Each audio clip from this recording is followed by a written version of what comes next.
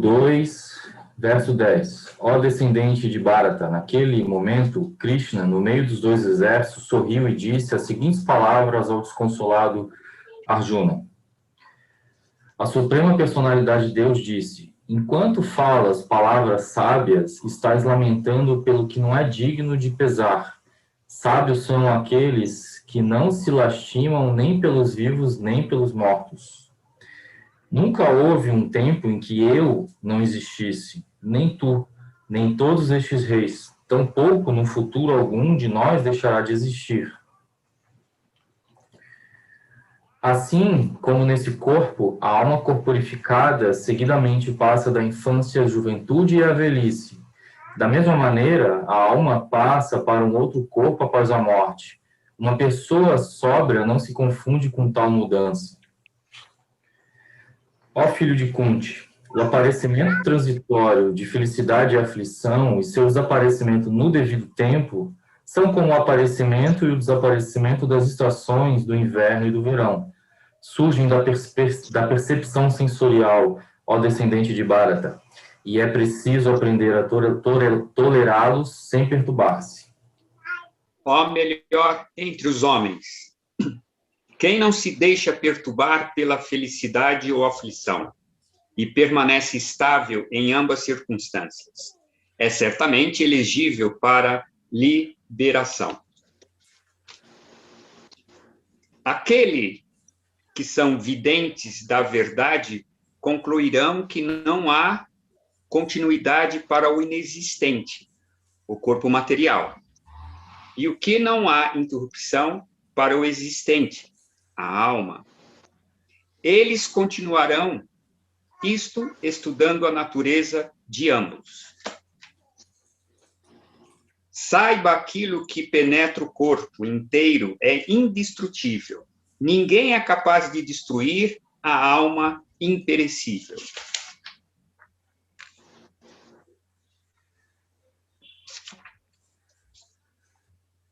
O corpo material da entidade viva, indestrutível, imensurável e eterna, de certo chegará ao fim. Portanto, lute, ó descendente de Bharata. Ao próximo leitor. Quem pensa que o ser vivo é quem mata ou é morto, não compreende aquele que tem conhecimento, sabe que o eu não mata nem é morto. Nunca há nascimento nem morte para a alma. Por existir uma vez, nunca deixa de ser jamais. A alma é não nascida, eterna, sempre existente, imortal e primordial. Não se pode matá-la quando se mata o corpo. Ó Arjuna, ao saber que a alma é indestrutível, sem nascimento, eterna e imutável, como pode uma pessoa matar alguém ou fazer que alguém mate? Tal como uma pessoa põe roupas novas quando deixa as velhas, do mesmo jeito, a alma aceita novos corpos materiais quando abandona os velhos e inúteis. Próximo. Deixa eu ver, deixa eu me achar aqui. É o É 23? 23. A alma nunca pode ser cortada em pedaços por arma alguma, nem pode ser queimada pelo fogo ou umedecida pela água ou definhada pelo vento. Esta alma individual é inquebrantável e insolúvel, e não pode ser queimada nem seca. Ela é permanente, está presente em toda parte, é imutável, imóvel e eternamente a mesma. Disse que a alma é invisível, inconcebível e imutável. Sabendo disto, você não deve se afligir por causa do corpo. Se, no entanto, você pensa que a alma, ou sintomas de vida, sempre nasce e morre para sempre, ainda assim você não tem razão para lamentar. ó pessoa de braços poderosos. E até aqui? É até 26?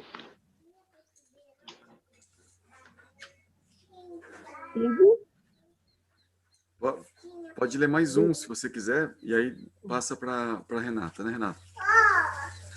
Para aquele que nasce, a morte é certa, e após a morte, ele voltará a nascer. Portanto, no inevitável cumprimento de seu dever, você não deve se lamentar.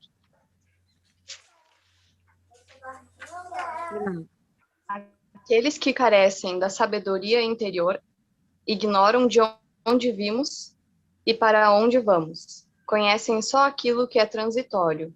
No ser eterno, todas as coisas são compreendidas no estado invisível. Depois se fazem visíveis, e na morte tornam a ser invisíveis. Por que então lamentar?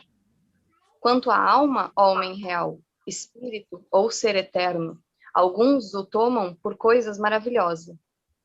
Outros ouvem falar e falam dele como de uma maravilha, com incredulidade e sem compreensão. Mas a mente mortal não compreende esse mistério, nem o conhece em sua natureza verdadeira e essencial, apesar de tudo o que foi dito, ensinado e pensado a seu respeito. O espírito, esse homem real que habita o corpo, é invulnerável e indestrutível, é a vida mesma. Não há, pois, motivo para te abandonares à aflição e tristeza. Deves estar atento ao teu dever. Tu, que és um príncipe da casa dos guerreiros, tens por dever combater com resolução e heroísmo. Obrigado, Renata. Então, gente, eu vou fazer então alguns comentários a esse respeito, só para chamar a atenção dessa leitura que nós lemos. Ela é muito importante. Nesse trecho do Bhagavad Gita, eu costumo dizer que Krishna está pedindo para Arjuna atentar entre a diferença daquilo que é permanente e daquilo que é temporário, daquilo que é transitório. E essa é uma das formas, das maneiras de resolver um problema. Quando você está diante de um dilema, de alguma situação conflituosa, onde você precisa fazer alguma escolha, é geralmente mais inteligente, mais saudável, inclusive, buscar favorecer aquilo que vai ser permanente, ou cuidar, ou atentar para aquilo que vai ficar mais tempo com você. Porque se vai ficar mais tempo com você, que seja agradável, que seja bom. Então, entender o que é permanente faz parte de boas escolhas, faz parte assim de decisões, de se situar de uma forma mais saudável. Então, Krishna, ele vai apresentando elementos aqui que fazem parte dessa definição do que realmente vai ficar, do que é permanente e daquilo que é temporário. Obrigado. E aí eu fiz essa tabelinha aqui, resumindo um pouco o que foi apresentado no conjunto desses versos. Então, no que eu entendi que ele apresentou, o que é temporário? O corpo é temporário. E ele coloca a contraparte. O que é permanente? A alma. Então, dentro de um contexto assim de ego, né? Quem sou eu? Ele apresenta um conceito de que a alma seria essa parte do eu que é permanente. O corpo é essa parte do eu que é temporária. Aí ele coloca outra contraparte. Ele diz assim, olha, perceba que a aflição e a felicidade, elas vão e vêm, como as estações do tempo, do clima, né? Mas a paz, a estabilidade é algo permanente. Você pode estar em paz mesmo quando chega a aflição e mesmo quando vem a felicidade. Isso vai mudar com o tempo, mas a paz pode permanecer com você. E ele coloca outro ponto também. A vida, ela permanece. A morte é como se fosse um evento dentro da vida. A morte não é algo que permanece sempre, mas a vida sempre está presente. Ela é permanente. Aí ele até dá um exemplo que eu achei bem interessante. Ele coloca que, Arjuna, se você não acredita na alma, nessa coisa de reencarnação e tal, observa como é que funciona. uma flor vai lá, cresce, floresce, né? E daqui a pouco ela murcha, morre, e ela se desfaz e dá substrato para a continuação da vida. A vida sempre está no seu ciclo. A morte da flor fez parte do ciclo da vida. Então perceba como o ciclo da vida sempre está. E a morte é um evento dentro do ciclo da vida. Então ele pediu para atentar para a vida e não para a morte. E isso ajuda muito, vai ajudar a Juna a se situar melhor em relação à situação difícil que ele está passando. Então, vocês lembram da aula passada, né? A gente contextualizou e viu que a Juna estava passando por um dilema muito grande e que, por uma questão até de Dharma, ele falou, eu tenho respeito por essas pessoas, eles são meus mestres, e matar pessoas é errado. Então, por que eu vou matar ainda pessoas que são queridas e são meus mestres? Se já matar é errado, imagina matar pessoas queridas e meus mestres. Então, o argumento de Arjuna é poderoso, né? A gente pensa, poxa, e aí? Como é que agora Krishna vai falar que Arjuna estava falando que não eram palavras sábias, né? Como é que é isso? Então, Krishna começa argumentando sobre uma percepção da realidade, onde existem coisas na realidade que são permanentes e coisas na realidade que são temporárias. Para a gente entender esse conceito que a Juna chamou a atenção de Dharma, a gente precisa pontuar a realidade, a gente precisa entender a realidade. E aí Krishna, de cara, fala, a realidade é moldada, é formada por elementos permanentes e elementos que não são temporários. Foi na aula. Ok. Então, deixa eu só abrir meu painel de controle aqui. Que eu tenho algumas vantagens por ser o host. Bom, aí a gente vai para chamar atenção para os versos específicos. O 2.11, Krishna chama a atenção de Arjuna, considerando que a lamentação dele demonstra um estado de ignorância. Para quem já estudou, né, os capítulos 14, 17 e 18, lá falava dos modos da natureza. Tamaguna, Rajaguna e Sattva-guna. E ignorância é um sintoma de Tamaguna, de ignorância. Então, quando a pessoa está se lamentando, ela está sob o controle, o domínio de Tamaguna. Então, até eu tinha um mestre que ele dizia assim, se lamentar por algum estado de se dar conta, né, que a pessoa está às vezes condicionada e, poxa, podia estar melhor e ainda está em uma situação que está presa. Tudo bem, beleza. Agora, ficar constantemente se lamentando ou em depressão ou não conseguir se movimentar para sair daquela situação, fazer alguma prática que seja libertadora, aí realmente é demonstração de Tamaguna. A lamentação por algum estado de condicionamento, alguma situação ruim que esteja acontecendo para alguém, é como, de certa forma, até natural, é uma expressão da própria consciência. Lamentar por algo que não é legal, que não está dentro da expectativa. Agora, ficar num estado de lamentação, ou seja, reclamando constantemente, falando, puxa vida, a outra pessoa fez isso e não sei o que tal, não tendo entusiasmo para ir atrás de soluções e práticas que sejam saudáveis e libertadoras, é uma demonstração de que Tamaguna está rodeando essa personalidade, essa pessoa.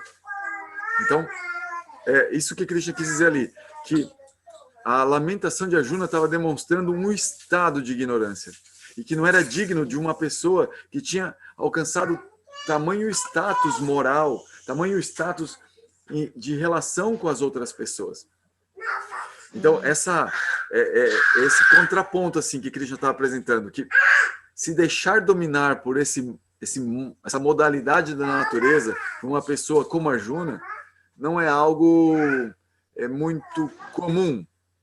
Então, ele dá como uma puxadinha de atenção em Arjuna para essa questão energética que condiciona as pessoas. e que Arjuna não deveria se deixar levar por essa energia que estava pairando sobre ele. Então, isso é uma chamada importante, mas nós vamos entender melhor isso estudando capítulo 14, 17 e 18. Que Krishna, ele mesmo vai falar para Arjuna depois entender melhor essa própria situação que ele estava passando. Fala, ó, isso acontece, Arjuna. Às vezes vem uma modalidade, só que você não pode deixar isso te influenciar, mudar a sua vida por causa de um estado energético.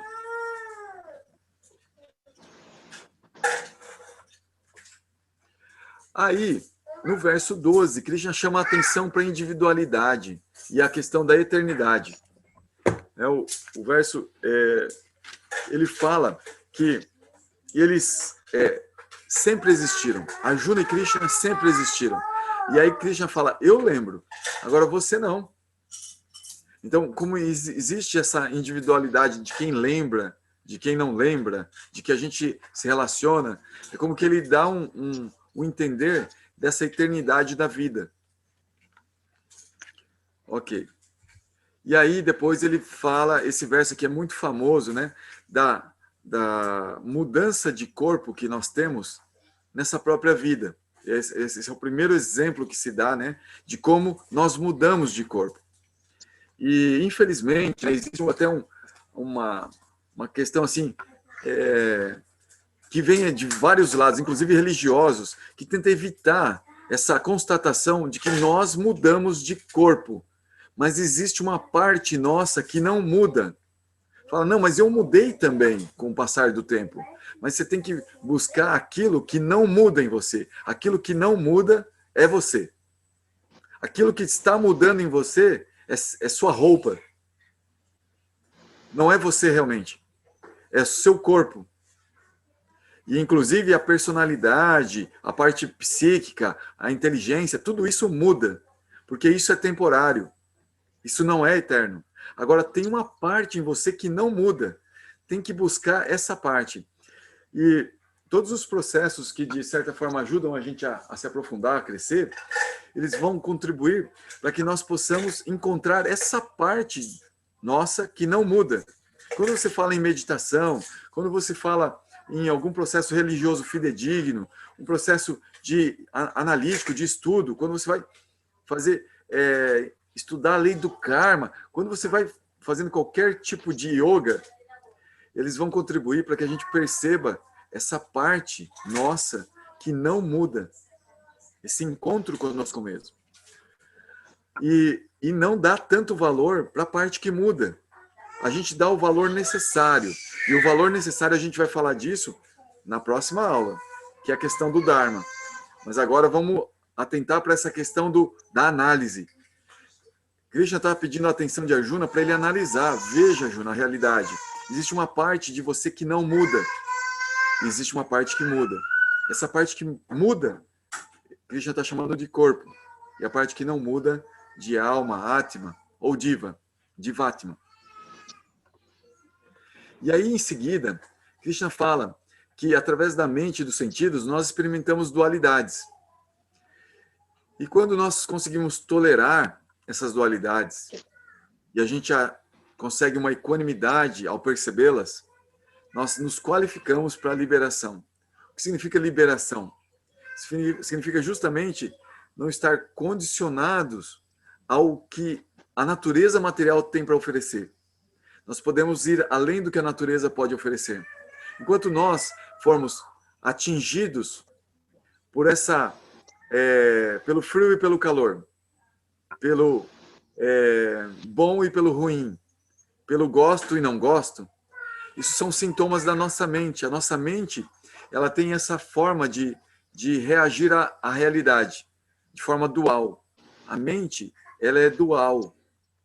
E ela vai agir assim. Quanto mais uma pessoa controla a sua mente, ela vai afunilando as opções da mente.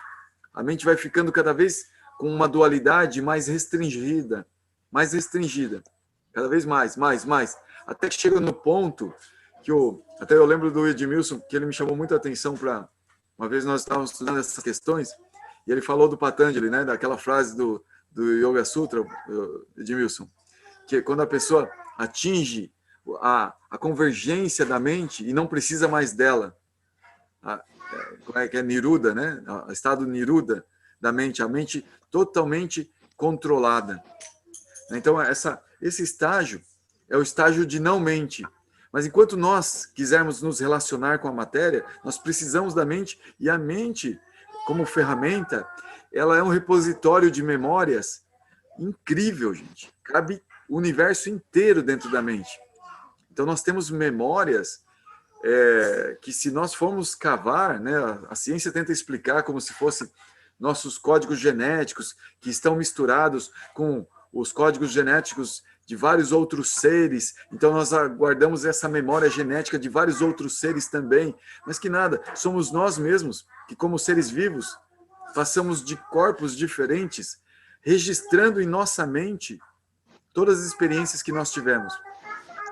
E quando nós nos relacionamos com a realidade, eventualmente nós resgatamos algumas dessas memórias para buscar aquilo que é melhor para nós. A mente, ela vai nos oferecer essa opção. Olha, isso aqui uma vez você registrou como bom, isso aqui você registrou como ruim. Você mesmo. Você, quando olhou, observou algo, você sentiu às vezes uma repulsa. Então a mente registrou repulsa, aquilo ali tem uma etiquetinha de ruim. Às vezes você sentiu muita atração por algo, aí a mente registrou aquilo ali tem a etiquetinha de atração, é bom. E ela coloca isso em algum momento consciente. A consciência significa que a gente observa a mente e percebe que a mente está nos oferecendo uma visão daquilo que nós estamos contactando na realidade material. Eu estou dando um spoiler, viu, gente? A gente vai falar mais disso mais para frente. Mas, dentro disso, uma pessoa que percebe esse movimento mental e percebe que a realidade é muito mais do que só a mente tem registrada e tolera esse bom e ruim e tenta agir com equanimidade, no sentido de não se deixar guiar pelo impulso da mente que diz que se é bom ou se é ruim, e vai atrás do que ela aceitou em alguma informação que alguém disse, ou ela mesmo tem um estudo e fala, não, isso aqui é melhor, apesar da minha mente dizer que isso aqui é ruim, eu sei que isso é bom, então vou tolerar que ela está me dizendo que é ruim e vou atrás dessa prática, vou fazer isso que eu sei que é bom para mim.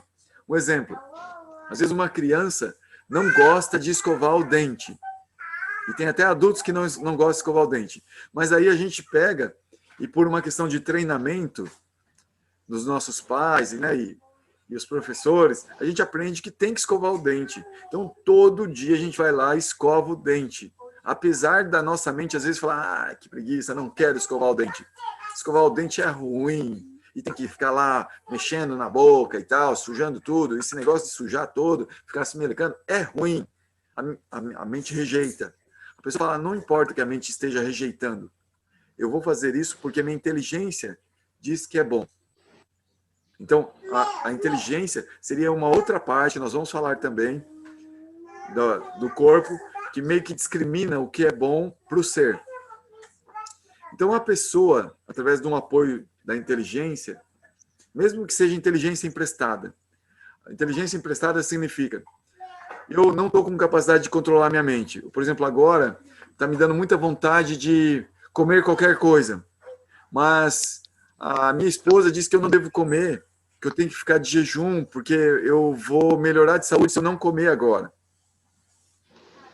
Mas a minha mente, a minha vontade, a minha fome são irresistíveis, eu não vou conseguir. Por mim, eu vou lá e como mesmo. Está ali. Mas a minha esposa está me emprestando inteligência e fala, não, eu tenho que cuidar de você, você não pode comer agora. Você não pode, você tem que ficar aí quietinho, deitado, melhorando da sua gripe, sei lá o quê, e não vai comer agora, vai comer daqui a um pouco. Tal hora você vai comer algo que vai ser saudável na hora certa. Então, você pega essa inteligência emprestada.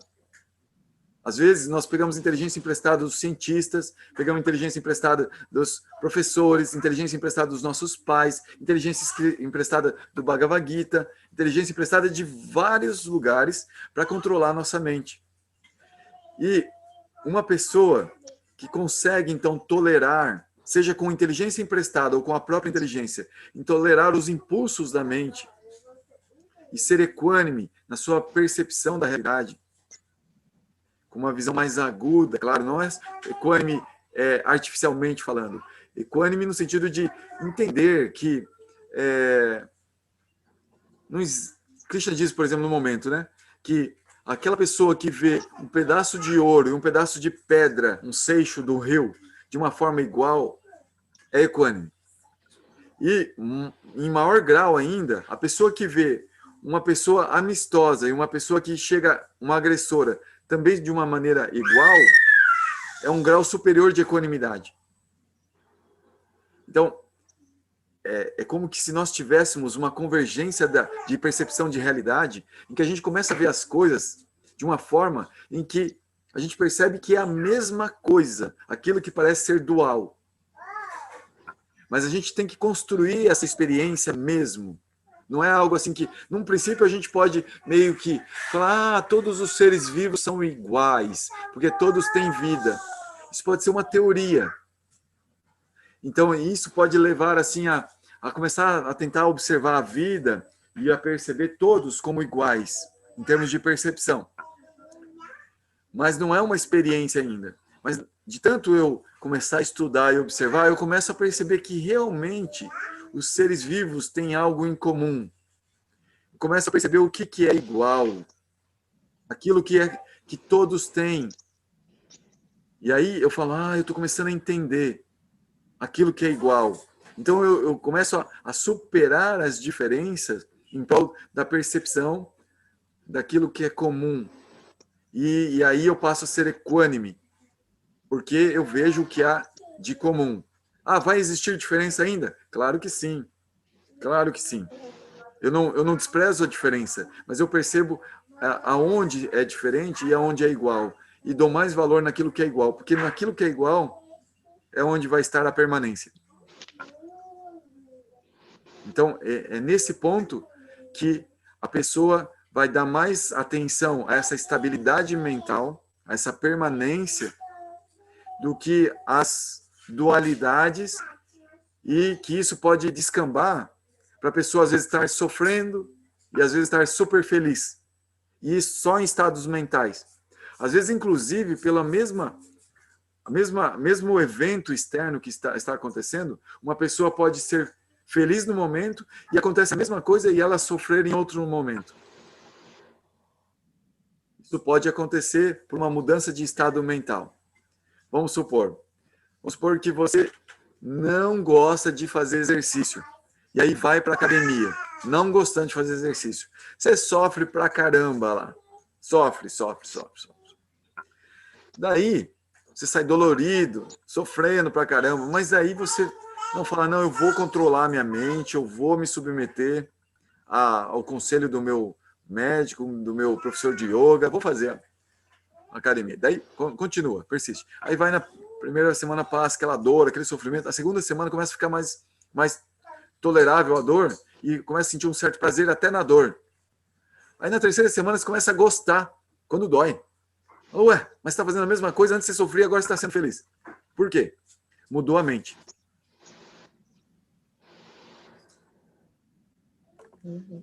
Então, aí Krishna menciona que aquilo que é permanente é realidade, e o que é impermanente é ilusório. Esse é um jargão, é um jeito de ver da cultura védica. Os Vedas, eles costumam apresentar, chamar de ilusão aquilo que é impermanente. Porque vai mudar, a pessoa chama de ilusão. Um exemplo. Você estava dormindo e você sonhou que estava sendo atacado por um tigre. Estava um jacaré e um tigre vindo te atacar. E daí você fala, nossa, que terrível, e sofre bastante nos sonhos, fugindo daqueles animais e tal. Daqui a pouco você acorda. Aí você fala, era uma ilusão, era um sonho. Foi algo temporário, passou, era só um sonho. Então, esse conceito é o conceito que os Vedas aplicam na realidade. Se a realidade muda, é como se fosse um sonho. Mas, Goura, o negócio aqui demora muito para mudar. Faz 40 anos que eu estou passando um perrengue E aí, tudo bem, mas tá mudando esse perrengue, não é mais o mesmo de antes, vai mudando. E isso é como se fosse um sonho.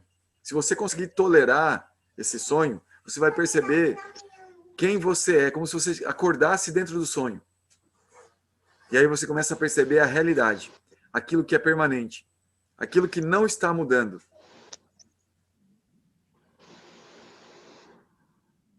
E então Krishna fala extensamente sobre a diferença entre alma e corpo. Aí ele dá vários exemplos, né? E aí é um tema bem profundo e importante, sempre dá para trabalhar. E esse e aí que reside a diferença entre vida e morte, né? Porque a vida é uma expressão da alma. A morte, ela está relacionada ao corpo. O corpo morre e o corpo não somos nós. Como Krishna pede atenção, para não se identificar como o seu eu, o corpo. Tem até um desenho que quem é tiozão aí conhece, aquele desenho do Pateta, em que ele entra num carro. Quando ele entra no carro, ele fica muito bravo, ele começa a ficar sangue nos olhos. E daí ele começa a passar por cima das pessoas, ele bate, ele fica buzinando, ele fica xingando as pessoas no trânsito. Como que, quando ele sai do carro, ele vira um gentleman, ele vira uma pessoa incrível. Então, é como que o Pateta, ele se identifica com o carro, faz parte do ego dele o carro.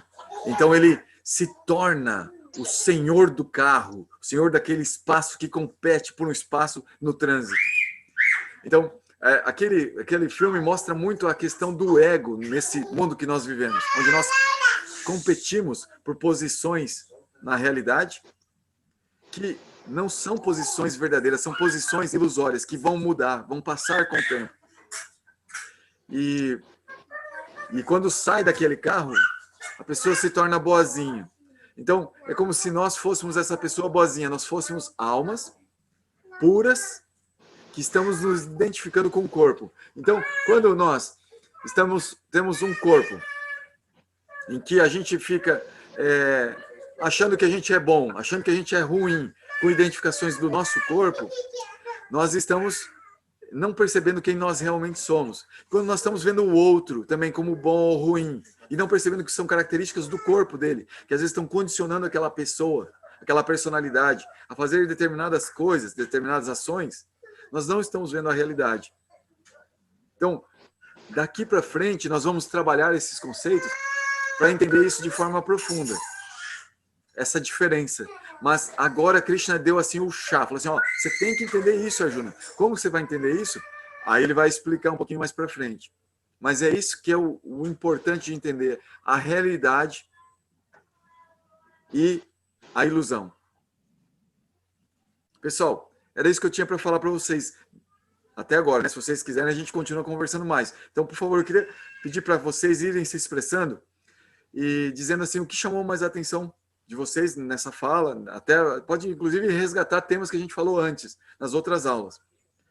E se tiver alguma questão assim que você queira aprofundar, pedir para a gente, para os colegas aprofundarem, a gente aí comenta mais também, tá? Pode ser na forma de dúvidas ou de um comentário que você gostaria que a gente ouvisse e tentasse falar também sobre o seu comentário. Fica à vontade, então, para compartilhar o que vocês ouviram.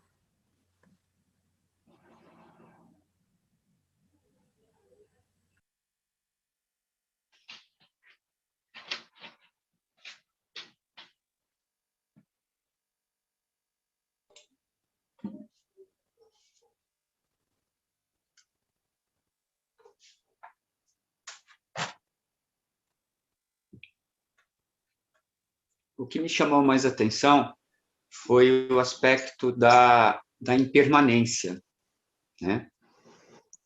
Que é a identificação com o nosso corpo, identificação com os nossos sentidos, né? E com as nossas emoções e assim por diante. Porque a emoção é muito... Hoje eu estou bem, amanhã eu estou mal, e eu me identifico com isso. Eu estou alegre, agora eu estou triste, eu também me identifico com isso, né? A mente fazendo a gente se identificar. E a mente acaba impede a gente de poder atravessar né, e chegar na realidade, porque ela é muito atrativa, ela é dispersa, né, e eu vejo que muitos de nós, e eu também, acho que moram na mente, não moram na realidade, né, e é muito interessante isso, o lugar que nós moramos, né, moramos no corpo, moramos na mente, não devemos negar, mas a gente precisa atravessar, senão a gente vai ficar, que nem eu brinco, comigo e também com os meus alunos, eu falo assim, a gente vai ficar rodando igual um cachorro atrás do rabo, né? E não vamos sair daí, né? Porque estamos corporalmente, e a nossa mente é corporal, e tudo que eu vejo é corporal, e tudo que eu vejo é forma, porque eu estou na mente, né? No corpo, né? E isso é bastante oscilante. Ainda mais na pandemia, que a gente percebe que está todo mundo mais oscilante ainda, né? Porque não tem como se distrair. Antigamente, a gente podia ir num teatro, num cinema, a gente se distraía de si mesmo. Agora, não. Agora, a gente tem que enfrentar a mente que está ali e ela é muito poderosa, mais que a gente, né? Então, isso me chamou a atenção. Obrigado, Edmilson. Boa noite. O que mais me chamou a atenção foi um dos versos lá que citou na parte do dever, do cumprimento, né, do dever. E quando cita sobre o que é permanente e temporário, esse dever ele entra dentro do que é permanente, né? Que faz parte das escolhas. Então, assim, a gente procurar descobrir o nosso propósito, né, de vida, para cumprir o nosso dever aqui. Isso me chamou muita atenção nessa parte de dever, e também o que é permanente e temporário, né, acaba uma coisa, o que é permanente e temporário faz parte da nossa vida, né, mas descobrir o nosso dever, o que a gente tem que cumprir aqui, o nosso propósito, né, isso faz parte, né, das duas coisas, né, que vai entrar dentro do permanente e o temporário também. Ô, Flávia, você já deu spoiler, hein? Isso é da próxima aula. Sério? Achei muito interessante.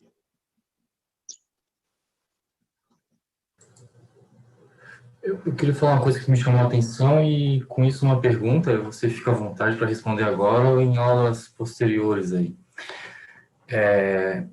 Me chamou a atenção que Krishna está lembrando para Arjuna certas coisas que hoje as religiões ou caminhos espíritas ou espiritualistas estão fazendo a mesma coisa, né? Que é de lembrar a pessoa que ela não é o corpo físico nem os corpos sutis e que esses perecem e que existe algo que permanece, né? Que é eterno. Então, assim, me chamou a atenção que são 5.000 anos, né? De um ponto ao outro e a questão, vamos dizer, o problema permanece, né? A pergunta eu poderia dizer que esse esquecimento de que não somos o corpo, ou essa identificação com o corpo e com os corpos sutis, é uma característica de Kali Yuga, ou ela é uma característica das outras yugas e é acentuada em Kali Yuga? Ou não? Ou ela é uma característica geral aí do mundo material? Os Vedas falam que é uma característica do mundo material, que é uma... assim, a questão das yugas é só uma melhoria das condições de vida, mas quando o ser vivo entra em contato com a matéria, ele se identifica, e aí seja com condições de vida super incríveis ou miseráveis, essa identificação é o que está atando ele e deixando ele confuso. porque isso não é permanente.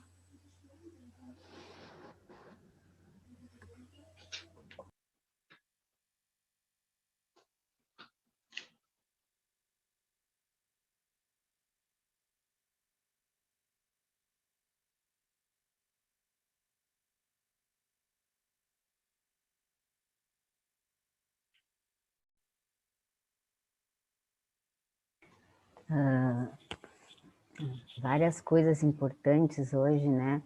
E sobre pegar a inteligência emprestada de livros, né? De alguém da família. Às vezes, eu achei bem legal isso aí, para a gente conseguir tolerar mais um pouco, né? Porque às vezes, mesmo com essa inteligência vindo para a gente, de uma pessoa querida, às vezes a gente não consegue tolerar essa inteligência. A gente não consegue controlar o nosso impulso, a nossa mente, né? Então, achei bem bom refletir sobre isso. E sobre essa coisa, assim, e também sobre a realidade que muda na vida da gente. A gente tem ciclos, né? E que às vezes é como se fosse um sonho mesmo, que isso já passou há tanto tempo, ou passou há pouco tempo, mas está num ciclo novo, então aquilo ficou.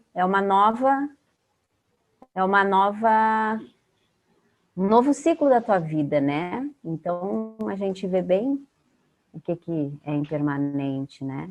Então, achei bem importante todas as reflexões do dia. Obrigado, Neida.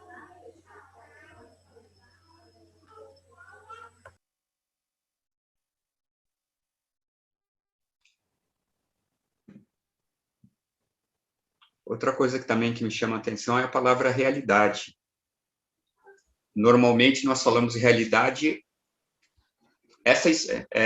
o aqui, né? Agora, né? Isso é realidade. Mas dentro do aspecto tradicional, ou do Gita, ou do hinduísmo, a realidade acho que nem dá, eu ia falar é um outro mundo, mas não dá nem para colocar mundo desse outro lugar, né? E a gente traz a palavra realidade para essa dimensão, né? E como as palavras, se a gente não limpar os conceitos, né, quando a gente fala realidade, a gente vai para esse lugar que é essa realidade presente. Mas essa realidade é chamado como ilusão, ou como impermanente, ou como maia, né? Mas a realidade mesmo, né, é essa eternidade, é essa permanência, né? Algo que não muda. E tem implicações isso, se a gente puder virar a chave, né, para esse conceito, e não ser só uma coisa teórica, mas a gente perceber, isso passa. Tem coisas que demoram a passar, mas passa, né? É impermanente. Eu estou triste hoje. Isso passa. Ah, está demorando, mas isso passa, né? Porque a realidade é outra, né? A palavra realidade, agora é o que você falou, se fica só na mente, só na teoria, é uma coisa. Agora, como instalar essa realidade ou essa eternidade no coração, né? Acho que todo o trabalho, né, do praticante de yoga ou de qualquer religião que é de verdade, é instalar esse conceito de realidade ou de eternidade no coração. Porque senão as coisas acabam, é impermanente. E tem algo que não morre. Eu ouvi uma expressão interessante, imorrível.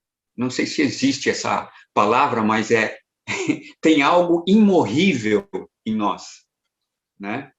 E a gente precisa passar da teoria para essa experiência, né? Que tem consequências e que tem implicações, e sérias implicações, né? Se não fica só na teoria. Que legal que o Gora está falando isso. Olha, é magnífico, mas tem consequências, né? tem implicações. É isso que a gente precisa, né? Que eu preciso instalar no coração e deixar instalado esse aplicativo continuar rodando o tempo todo, né? Esse eu acho que é o exercício diário.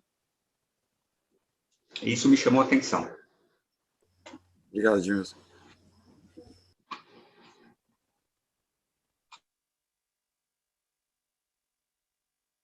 Eu também queria falar aqui sobre a leitura aqui do verso 14, que eu gostei, me chamou a atenção. O aparecimento temporário da felicidade da aflição e o seu desaparecimento no devido tempo são como o aparecimento e desaparecimento das estações, de inverno e verão. Eles surgem da percepção sensorial. E precisa-se aprender a tolerar, sem se perturbar, né? Acho que o grande aprendizado é este, né? De não se deixar perturbar. Felicidade, aflição, tudo passa. E permanece estável o que tu tem na tua essência. E aqui diz, permanece estável em ambas as circunstâncias, está certamente qualificado para a liberação, né? Então, esse é o nosso aprendizado, assim, de conseguir manter essa paz, essa estabilidade. Me chamou mais atenção. Obrigado, Cristine.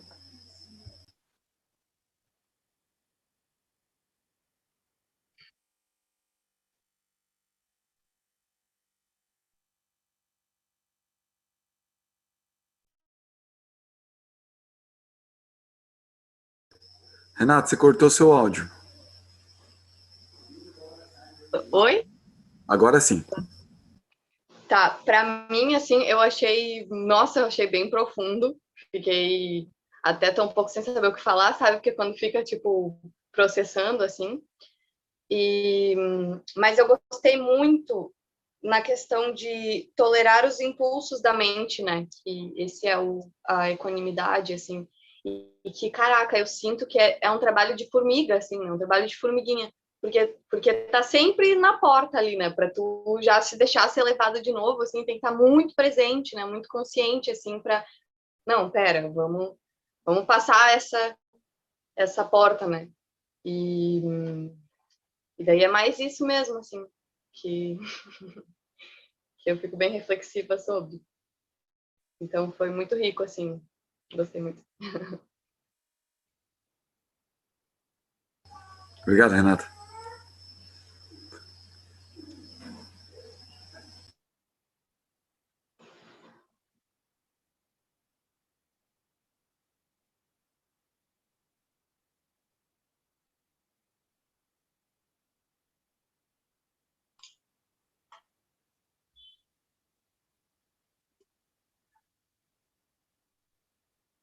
Ogora, uma coisa que gostaria de ouvir, que você mencionou, né? Essa alma individual de Fátima, né? E o espírito, né? Acho que você comentou, são de Fátima, essa alma individual, esse espírito, ambos estão presentes no corpo. Me fala um pouquinho sobre isso. Para mim, isso é meio embaraçado aqui na minha cabeça.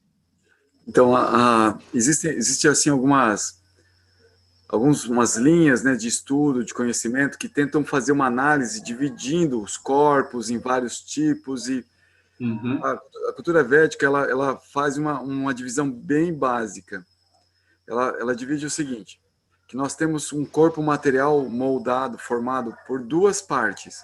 Uma parte grosseira, que seria essa, né, que a gente está vendo e tocando e tal, e a parte sutil, que é a parte composta por mente, inteligência e ego. Então tem ainda, dentro das duas partes, nós temos uma subdivisão na parte sutil, que é mente, inteligência e ego. E aqui no próprio Bhagavad Gita, Krishna diz que quando a pessoa abandona um corpo, a alma é transportada de um corpo a outro pela mente. Pela mente, a inteligência e o ego. Essa parte sutil leva a alma a outro corpo. Então, como a gente sabe, assim, a gente está no meio assim, de várias pessoas, de diversas linhas de conhecimento e tal. Né? Então, poderia se entender assim, Edmilson. Quando você fala de um fantasma, de um espírito, né? Que uma pessoa conversa com o espírito, vê o espírito, ele está vendo o corpo sutil de alguém, não um corpo feito de elementos grosseiros.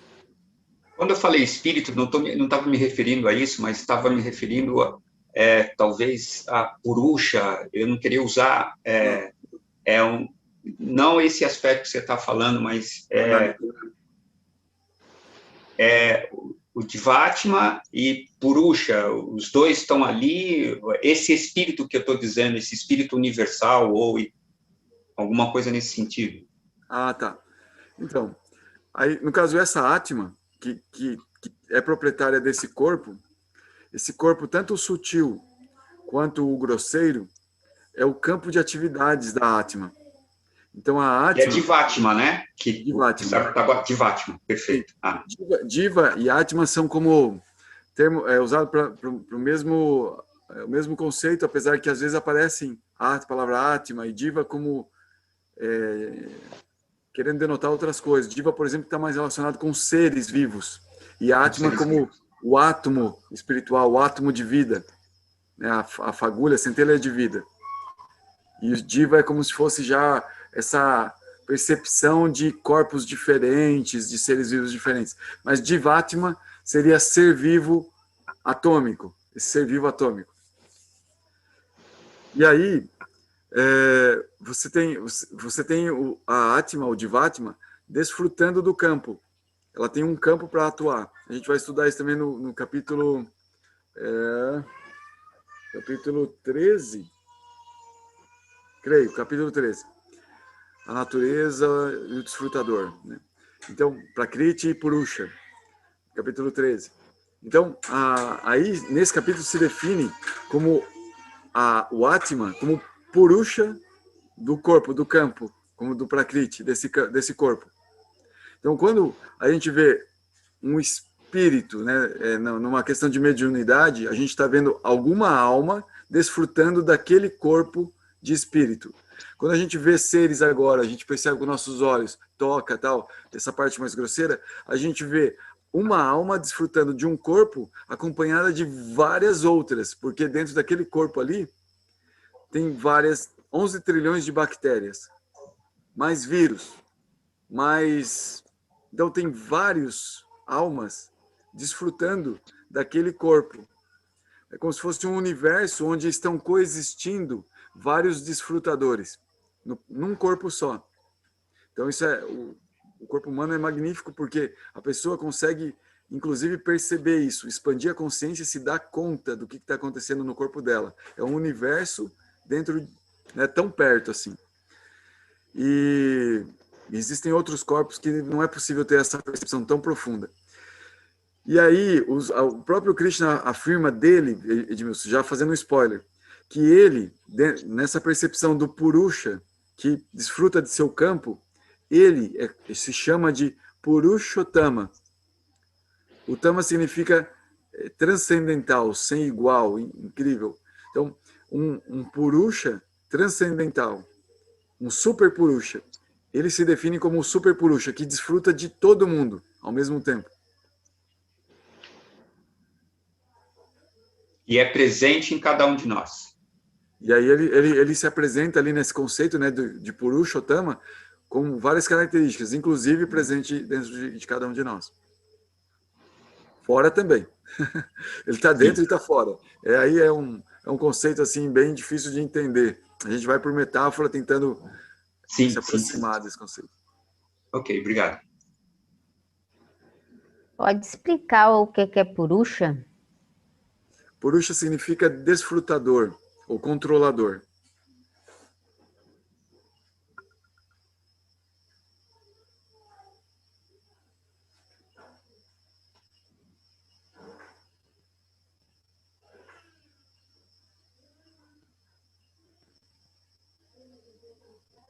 Eu fiquei pensando no ciclo, né, dessa parte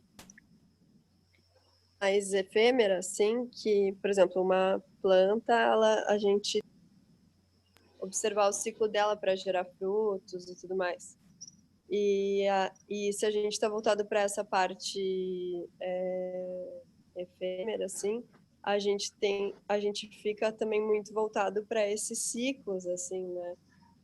Para ficar ou plantando sementes, ou cuidando delas, ou colhendo frutos, ou pensando sobre essas coisas. Daí, quando diz que é para a gente estar mais voltado para essa parte interior e mais eterna, eu fiquei pensando que tipo de relação, tentando fazer uma associação com essa coisa dos ciclos, assim, se é que existe algo nesse sentido para essa parte eterna.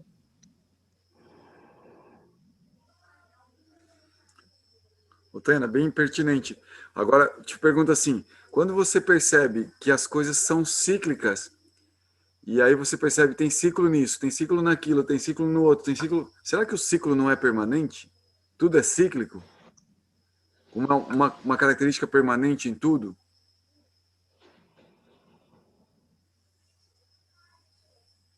Sim, pode ser. E daí também, teoricamente, o permanente não teria ciclos, né? Seria uma coisa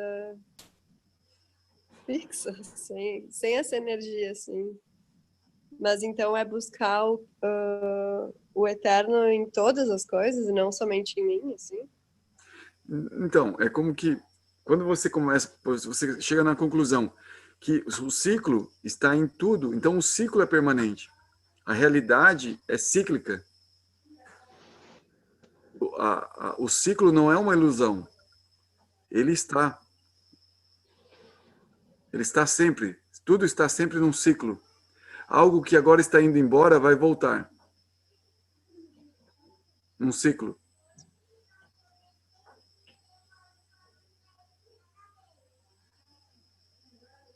Entende o que eu quero dizer? Você observa a realidade. Sim, eu entendo. E começa a tentar perceber o que Os ciclos muda e o que não muda. Mas está mudando sempre. Então, a mudança sempre é algo permanente? Aí você concluiu que tem algo permanente, que aqui tudo muda. Isso é permanente. E existem outras características que são permanentes também? Quem que muda? Quem que está fazendo tudo mudar? O tempo? Então, o tempo é permanente, então. Se o tempo está fazendo tudo mudar e está fazendo todo mundo mudar, ele é o mesmo e sempre está para todo mundo. Então, ele é permanente. Ele é real, o tempo é real. E existem outras coisas reais? Opa, a matéria. A matéria está mudando, mas a matéria sempre está ali, não está? Pelo menos no que a gente observa. Sim, sempre a mesma também. Assim, não é exatamente a mesma, mas assim como que tem o seu comportamento, os ingredientes, parece que vão se desfazendo e vão se recombinando.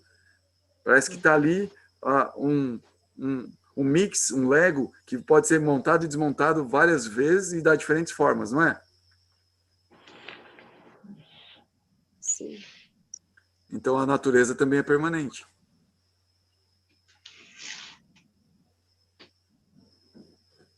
E assim vai, nesse tipo de análise. Assim, você vai analisando e vai se dando conta do que é permanente e do que é impermanente.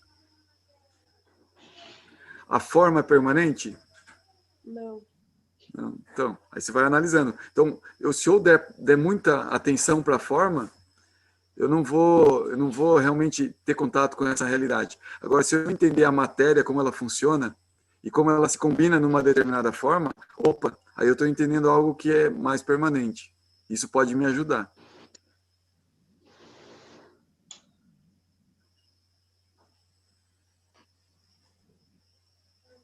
Os ciclos, há ciclos para tudo, assim. Então, opa, como é que funciona essa questão do ciclo? Os ciclos acontecem sempre do mesmo jeito? É sempre 4 estações? Tudo que existe no universo é 4 vezes, alguma coisa assim? A gente tem que ir aprofundando, buscando aquilo que é permanente. E isso vai dando como uma situação daquilo que realmente está e sempre é. Isso vai nos ajudando a nos situar em relação à realidade.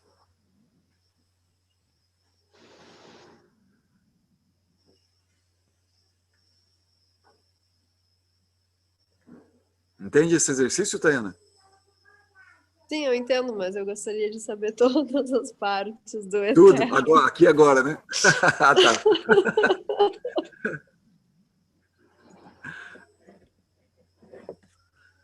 Então, dá para falar algumas coisas, né? O karma, Tayana, me fala, o karma é permanente ou não? Eu acho que é, e a gente tenta que não seja. Então, é interessante essa questão do karma, porque o karma ele acontece para todo mundo e parece que ele sempre está para todo mundo, independente, né, das pessoas e tal. Mas e daí, quem alcança a transcendência? Não superou o karma? Quem já não faz nenhuma ação egoísta, né? Para quem já estudou Bhagavad Gita, sabe que para se livrar do karma, não pode fazer ações egoístas. Quando uma pessoa faz uma ação egoísta, ela é presa pelas leis da natureza no karma. Esse é o segredão, já estou dando spoiler. Então, se uma pessoa pode se libertar do karma, o karma então não existe para sempre, ele não é permanente. Sim. É ou não é? Não é. Não é. Então, é porque até na transcendência existe uma questão de causa e efeito. Só que os efeitos são inconcebíveis com a nossa mente material. São efeitos sensíveis só na transcendência, de transcendência para transcendência. Mas ainda existe ação e causa e efeito. Então o karma também é permanente. Mas há uma diferença entre karma material e karma transcendental. Esse é termo novo, tá, galera? Eu estou aqui, talvez vocês não encontrem isso em nenhum livro ainda. Não estou brincando, não vou escrever nenhum livro. Me perdoem meus mestres espirituais, minha sessão discipular. Não é nada, não quero especular nada, mas é porque existe essa, assim, eu tenho estudado, né, através dos meus mestres, sessão discipular, que existe um nível de existência transcendental onde você continua percebendo causa e efeito. Mas não é as mesmas leis da natureza material.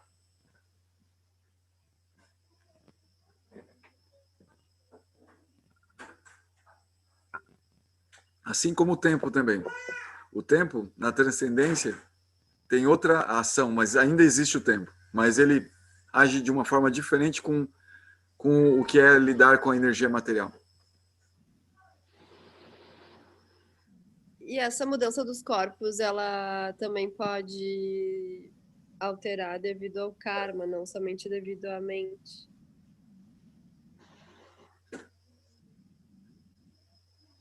Claro, claro. Pode a mudança do, não entendi. Você falou do karma, se pode mudar devido aos corpos? A mudança dos corpos, se ela pode mudar devido aos karmas e também devido à mente, ou essa alternância de corpos é só através da mente?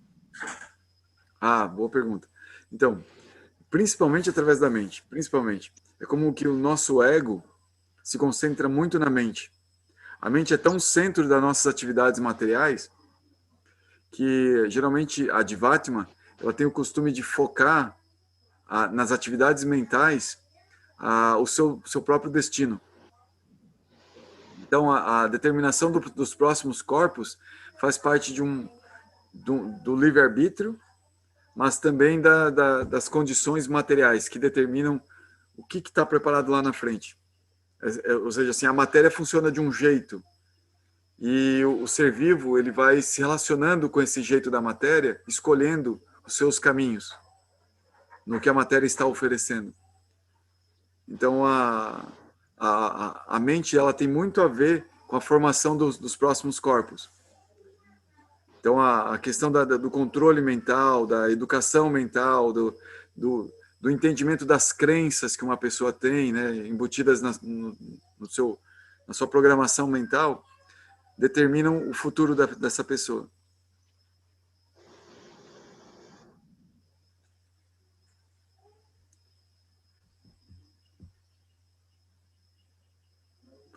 isso vai ser melhor entendido em alguns pontos do Bhagavad Gita. Krishna diz, por exemplo, né, que o que uma pessoa adora durante a vida dela, ela tem a tendência a alcançar em algum momento. Geralmente, assim, ele relaciona com a morte, que após a morte, não só exatamente após uma morte, às vezes uma pessoa tem que morrer várias vezes para alcançar aquilo que ela queria, mas a questão envolvida é que ela vai alcançar algum dia. Se ela quer um estado diferente do que ela está agora, é necessário morrer no estado atual para nascer no estado novo, diferente, compatível com o que essa alma quer, que está dentro da expectativa dela. Essa morte também pode ser considerada essa nossa libertação desses corpos, tipo do corpo denso, grosseiro, corpo físico, do corpo sutil, da mente e tal. Quando a gente se desapega desses corpos, são essas as mortes que a gente vai concebendo e daí vai ganhando novos corpos, é isso? Isso é como que uma mudança, né? Uma mudança de... é como Srila Maharaj, ele usa uma questão filosófica, né? De Hegel, se não me engano, que é morrer para viver. A pessoa precisa sempre estar morrendo num estado para nascer novamente, né? A Bíblia, parece Jesus fala algo desse tipo, né? Eu não sei se são os apóstolos, mas como que a pessoa precisa nascer, né, de novo, constantemente. Então, esse nascimento, Srila Maharaj compara com o progresso. É quando a pessoa ela está morrendo no seu ego, está matando aquele conceito de si mesmo e sempre se renovando para algo melhor. Então isso pode acontecer sem exatamente uma mudança física, é uma mudança que está acontecendo sutilmente. Então o corpo sutil está modificando. A mente, a inteligência e o ego estão modificando. Ali esse corpo antigo está morrendo e dando origem a novos corpos. Então, Gora, é por isso então que uma das práticas do yoga é aquietar o corpo, aquietar o coração, aquietar a mente, para que não, na hora dessa transmigração, na hora dessa passagem, não levar o que está hoje aqui, mas que você já tenha diluído esses resíduos, seja bom ou ruim. Então, se praticar asana para quê? Para tirar essas impressões do corpo. Se pratica pratyahara ou meditação ou concentração, para quê? Para também limpar, tirar esses resíduos, né? Para uma condição futura melhor. Eu vejo assim, que as técnicas do yoga, né, de Patanjali é para diluir isso, né, dissolver, tanto no corpo grosseiro como sutil, e principalmente a mente, aquela expressão que você falou de Nirodha, né, a definição maior que se tem do yoga é Yogatita Vritti Nirodha, né, é dissolução, é limpar, né, dissolução mesmo da mente e do ego, né, para poder ter essa passagem de uma forma para um estado melhor, né, de consciência, principalmente. São os vritis, né, Edmilson? Sim, limpar os vritis, que são os vritis, são as distorções que a nossa mente vê. A nossa mente, né, do jeito que ela está hoje, agitada, atrapalhada, embaraçada, não nos dá condições de ver as coisas como são, não nos dá condições de ver a realidade. A gente vê a nossa realidade embaraçada com sentimentos, com os nossos traumas, com as nossas... Eu estou vendo tudo isso e estou me identificando com todos esses embaraços, né? Aí vem o yoga de Patanjali que diz, vamos trabalhar com yama, niyama, né? Com algumas éticas, né? Limpando o nosso coração, limpando a nossa mente, limpando as nossas células, mas principalmente a mente e coração, né?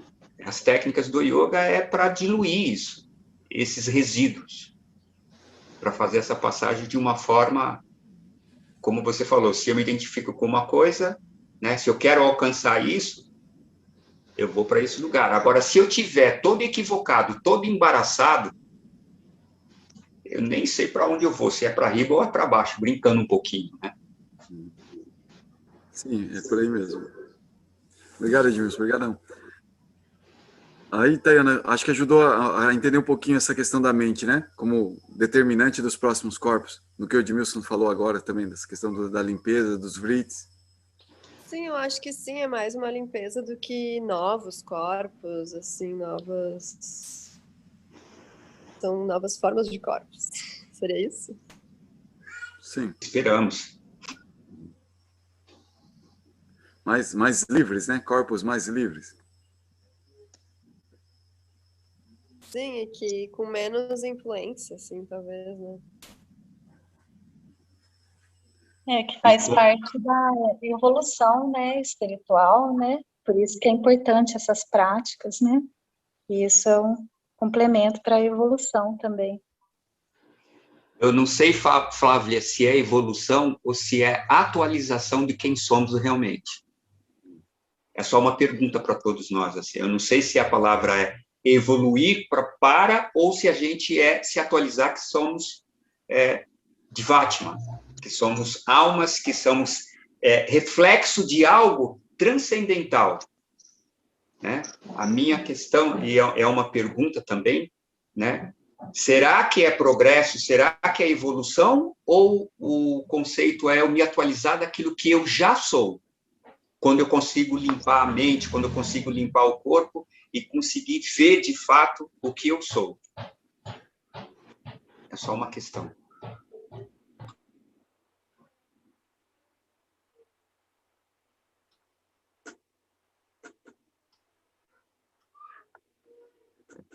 Gostaria de ouvir mais gente, a Gabriela, a Daiane, a Raíssa, esse Hare Krishna aqui. Quem será esse Hare Krishna, hein? Temos um Hare Krishna entre nós aqui. A Jorge, a Arine, por favor, compartilhem também suas percepções, o que vocês acharam melhor o que vocês escutaram que chamou a atenção de vocês. Prema Vilas Das a seu serviço, Prabhu. Prema Vilas, esse Hare Krishna é um Hare Krishna especial. Prema Vilas que está nos dando um suporte, um apoio aí total, viu, gente? Obrigado, Prema. Obrigado. Agradece ao seu guru, viu, Prema? Obrigadão. Jai, Prabhu, graças. Quer compartilhar alguma coisa, Prema? Falar um pouquinho aí da sua impressão em relação a isso de não somos o corpo? Prabhu, yo he estado tratando de comprender el contenido de esta clase y se me dificulta un poco, usted comprenderá, ¿no? Entiendo el 50%, pero lo que estoy entendiendo estoy aprendiendo mucho. Sí, yo me estaba preguntando recién, Prabhu, si que capaz que usted nos podría orientar sobre las entidades vivientes y sus niveles de vida, ¿no? Quiero decir, por ejemplo, dice en el Bhagavad Gita, no recuerdo en qué capítulo, que los seres vivientes perecederos son desde el señor Brahma hasta la más pequeña forma de vida inmóvil.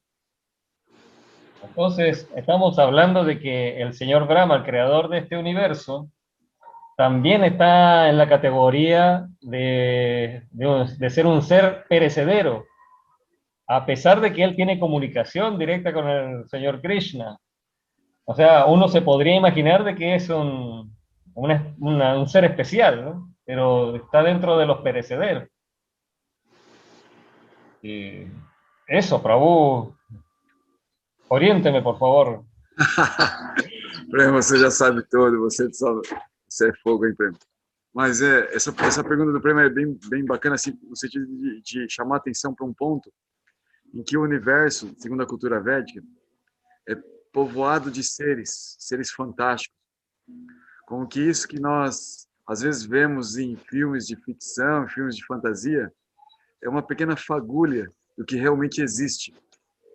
O universo é recheado de coisas maravilhosas que o Senhor Supremo, de certa forma, criou, né? Que esse universo é multicolorido, multifacetado, multihabitado. E aí, na cultura védica, isso fica de forma mais é descrito com muito detalhe. Então a gente acaba até falando, nossa, é incrível, né, se for desse jeito mesmo. E isso que o Prema diz é que existem seres, aí ele fala de Brahma. O Senhor Brahma é descrito como o primeiro ser vivo criado na cosmologia védica. Então até o pessoal aqui no Brasil tem Brahma, número 1, né? Vem desse nome de Brahma mesmo da Índia. É o número 1, é o primeiro ser criado. E Brahma, ele ficou responsável de continuar a criação do mundo material, ser o arquiteto do mundo material. E com essa missão, ele recebeu, claro, um conhecimento, poderes especiais, mas ele também está sujeito à morte. É como que tem um corpo que dura. Ele encara o controle do tempo sobre seu próprio corpo. Então, ele também tem a prerrogativa de perceber a realidade além disso que vai acabar.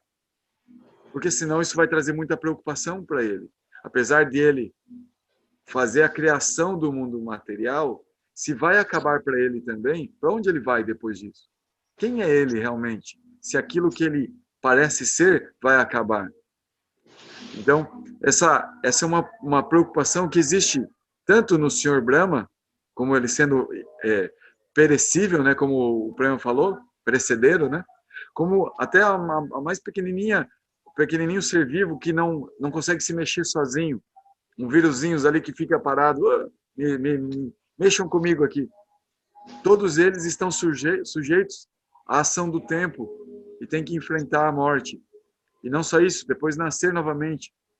Se não transcender, tem que nascer novamente. Ou seja, existe um ciclo de nascimentos e mortes dentro do universo que obedece uma lei e um desenho perfeito em que leva, aí pegando um pouquinho do gancho do comentário da Tayana, leva os seres vivos numa evolução subjetiva. Então, cada ser vivo vai obter um corpo que vai corresponder às suas expectativas. Se alguém cultiva uma expectativa específica, foca em algo específico, um desejo específico de desfrute, ele vai encarar as ações do tempo que vão encaminhando esse ser vivo naquela direção daquilo que ele gostaria de encontrar. E isso, vida após vida, sempre é um crescente em termos de expectativa. E o corpo humano é considerado um corpo especial. Isso, no Bhagavad Gita, a gente não vai ter essa afirmação, olha, Arjuna, o corpo humano é especial. É como que a gente vai perceber que, de certa forma, Krishna dá essa ênfase quando o Krishna foca, ele descreve de uma forma geral como se comporta a natureza, os campos dos seres vivos, mas quando ele foca em falar só do corpo humano, isso quer dizer, peraí, vamos falar disso aqui, que isso aqui é muito importante. E por quê? Porque o corpo humano é um estágio de evolução dos seres vivos em que o ser vivo ele pode se dar conta da realidade de uma forma muito ampla e ele pode tomar decisões que podem alterar completamente seu destino. Enquanto que nas outras formas de vida existe uma graduação de evolução subjetiva, mas não tem muita opção. É um progresso meio que determinado pelas próprias leis da natureza. De um cachorro inteligente a um cachorro mais inteligente, até um cachorro que seja quase humano, até que se torna um humano mesmo. Você vai ver isso. Vai ver um cachorrinho que é meio lelé da cuca, não está nem aí, ele se comporta. Mas você vai ver cachorros que são como seres humanos ambulantes. Ele está muito próximo da vida humana. E outros animais também, muito próximos da vida humana. E tem animais que são mais distantes. E aí isso vai aproximando, até que a pessoa ganha a oportunidade de estar no corpo humano e poder fazer saltos quânticos na evolução. Aí entra o lance da evolução, Edmilson, um pouquinho assim, dentro de um contexto materialmente falando. Porque, é claro, o grande salto seria a pessoa nem precisar mais de corpos materiais, né? E entender quem realmente é e aí decidir o destino sabendo quem é. como que nós temos uma natureza tão bela dentro de nós, se nós soubéssemos, nós já saberíamos o lugar para onde nós temos que ir realmente. Então, todo esse papo que nós vamos falar aqui no Bhagavad Gita é meio que para dar a dica, por isso tem muito a ver com o yoga. A gente titulou, né, esse estudo da filosofia do yoga, né? Filosofia do yoga. Porque a gente vai perceber que o processo, o método para a gente fazer essa descoberta daquilo que é permanente é o yoga. Só que, gente, eu quero ouvir mais gente falando, mas dando spoiler, a próxima aula vai falar de a segunda perninha, que a Flávia já falou um pouquinho, que é importante para a gente se autorrealizar. A primeira é fazer análise, a diferença entre o que é permanente e o impermanente. E a próxima, que a gente vai estudar na próxima aula, é o Dharma, é o dever. Mas fala mais, gente. Quero ouvir aí a Arine, a Jorge, a Muriel, a Daiane. Obrigado, Prema. A resposta foi satisfatória ou você gostaria de complementar, falar algo mais? Oh, perfecto, Prabhu. Muchas gracias. Le agradezco. Eu que agradeço. Obrigado, Prema.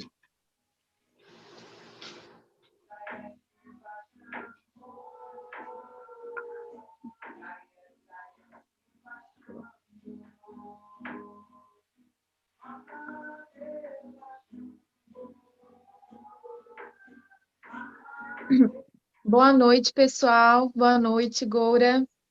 Você falou meu nome aí, eu me senti provocada a fazer aqui uma fala, mas é só no sentido mesmo de agradecer, sabe? Porque eu estou aprendendo muito com todas as coisas, todos vocês. Aprendizado muito rico. E já faz tempo que eu queria estudar o Bhagavad Gita.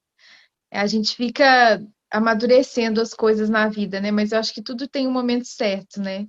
E aí, quando o Guilherme me convidou para esse estudo, eu falei, bom, eu vou atender esse chamado porque a hora é agora.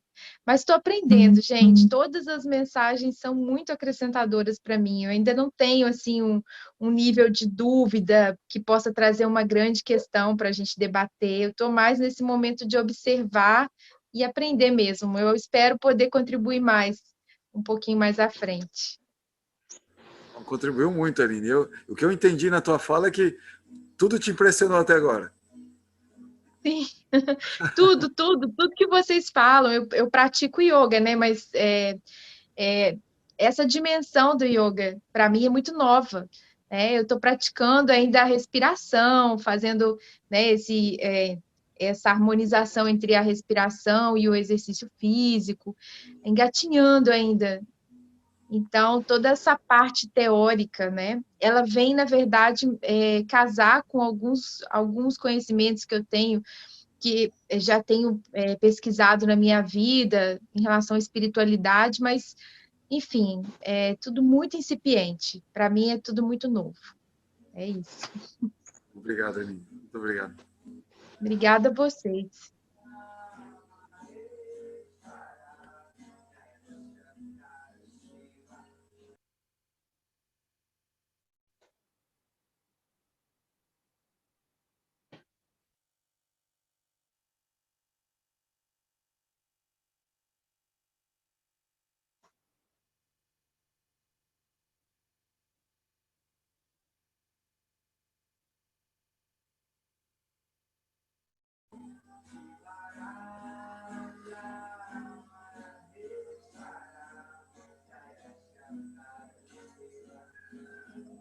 Gabriela, Jorge, Muriel, Daiane, Raíssa, querem falar um pouquinho o que chamou a atenção de vocês aqui nas falas, nas conversas?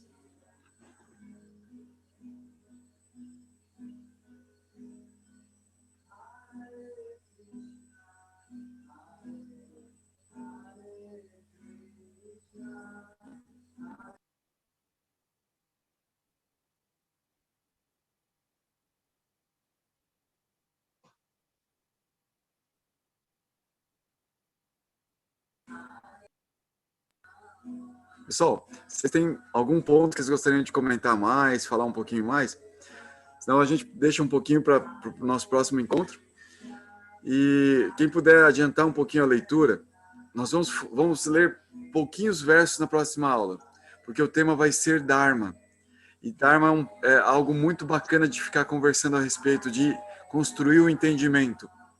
Então, eu vou contar com vocês para a gente construir esse entendimento juntos, para conversar, falar, né? A gente tentar olhar o Dharma de diversos aspectos, diversos entendimentos, o que vocês têm entendido, para a gente poder contribuir. A leitura vai ser curtinha, mas o tema é muito profundo e muito importante.